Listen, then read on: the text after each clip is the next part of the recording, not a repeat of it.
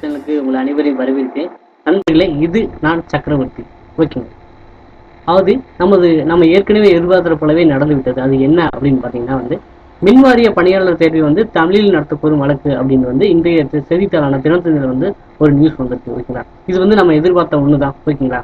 இப்போ பார்த்தீங்கன்னா இப்போ இவங்க இளநிலை உதவியாளர்னு சொல்லியிருக்காங்க. இப்போ இளநிலை உதவியாளர் மாற்றுன்னு சொன்னோம்னா அசஸருக்கும் இதே தீர்ப்பை தான் இதே முடிவை தான் அவங்களும் வழங்குவாங்க நம்ம எதிர்பார்க்கலாம்.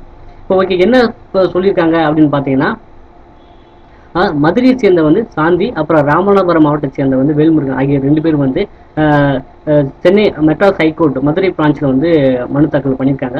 அதாவது என்னன்னா, தமிழ்நாடு மின் வாரியத்தில் 500 இளநிலை உதவியாளர் கணக்கீட்டாளர் பணியிடங்களுக்கு தகுதியான நபர்களை தேர்வு செய்ய தொடர்பான ஜனவரி மாதம் அறிவிப்பு வெளியாயிருக்கு. அதற்கு நாங்கள் விண்ணப்பித்துள்ளோம். மின்வாரிய பணிக்கு ஆன்லைன் எழுத்துத் தேர்வு நடத்தப்படி உரிய நபர்கள் தேர்வு செய்யப்படுகின்றனர். கடந்த 2016 ஆண்டில் பார்த்தீங்கன்னா ஆன்லைனில் எழுத்து தேர்வு நடத்திய போது கேள்விகள் தமிழ் மற்றும் ஆங்கிலத்தில் இடம்பெற்றிருந்தது. ஆனால் இதனால் தேர்வுகள் வரைக்கும் குழப்பம் ஏற்படாமல் இருந்தது. ஆனால் தற்போதைய தேர்வுக்கான அறிவிப்பாணையில் ஆன்லைன் தேர்வில் வினாக்கள் அதுக்கான பதில் ஆங்கிலத்தில் மட்டுமே இருக்கும். தமிழ் இலக்கியம் மற்றும் இலக்கணம் தொடர்பான கேள்விகள் மட்டுமே தமிழில் இருக்கும் என தெரிவிக்கப்பட்டுள்ளது. ஆங்கிலத்தில் மட்டும் தேர்வு என்பது கிராமப்புறங்களைச் சேர்ந்தவர்களுக்கு சிரமத்தை ஏற்படுத்தும்.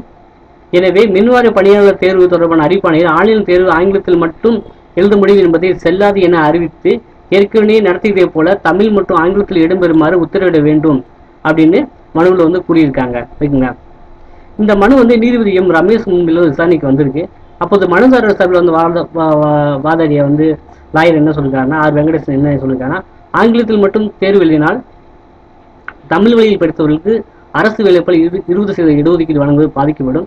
மேலும் தமிழகத்தைச் சேர்ந்தவர்களை விட வெளி மாநிலத்தவர்கள் அதிக அளவில் தேர்வாகும் சூழ்நிலை ஏற்படும் என்றார். ஓகேங்களா. இந்த விசாரணை மன்றத்தில் என்ன சொல்லியிருக்காங்க அப்படின்னு பார்த்தீங்கன்னா, இது குறித்து தமிழ்நாடு மின்வாரிய தலைவர் அப்புறம் மேலாண்மை இயக்குநருக்கு நோட்டீஸ் அனுப்ப உத்தரவிட்டிருக்காங்க நீதிபதி. அப்புறம் பார்த்தீங்கன்னா விசாரணை வருகின்ற 27ஆம் தேதிக்கு ஒத்தி வச்சிருக்காங்க. ஓகேங்களா. இப்போ பார்த்தீங்க அப்படின்னா தேர்வு எழுதுறதுக்கு ஏற்கனவே மிகப்பெரிய ஒரு குழப்பம் இருந்துகிட்டே இருந்தது. அது எக்ஸாம் தமிழ்லையா இங்கிலீஷ்லையா. அப்புறம் ஒரு நியூஸாக வந்தது எக்ஸாம் ஆங்கிலத்தில் மட்டும்தான் நடைபெறும் அப்படிங்கிறது. இப்போ பார்த்தீங்கன்னா இப்போ கேஸ் போட்டிருக்காங்க. இதனால யாருக்கு என்ன லாபம் அப்படின்னு பார்த்தீங்கன்னா கால விரயம் தான் மிக கொடுமையானது. கால விரயம். அது நம்ம காலத்தை விரயம் பண்ணுகிறோம், காலத்தை கொள்கிறோம் அப்படிங்கிற ஒரு குற்றம் யாருக்குமே இருக்க மாட்டேங்குது.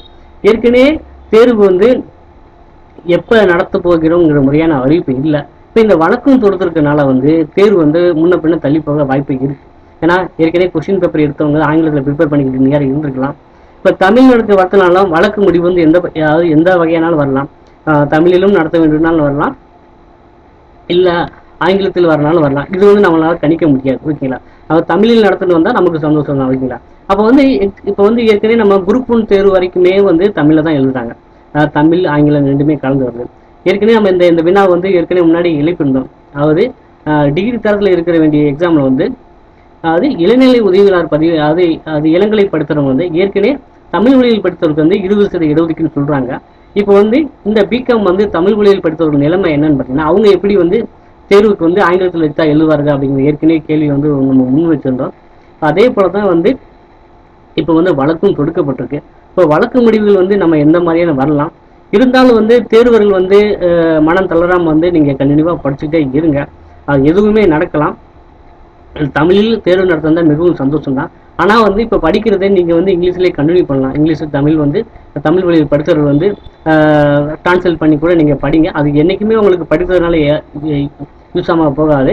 அதனால் நீங்கள் ஆங்கிலத்திலே தொடருங்க. முடிவு வந்த பிறகுக்கப்புறம் நம்ம அடுத்து கூட பார்க்கலாம். ஏன்னா தேர்வு எப்படியுமே ஜூன் ஜூலைக்கு தான் வரும் மாதிரி நம்மளை கணிக்கிறோம்.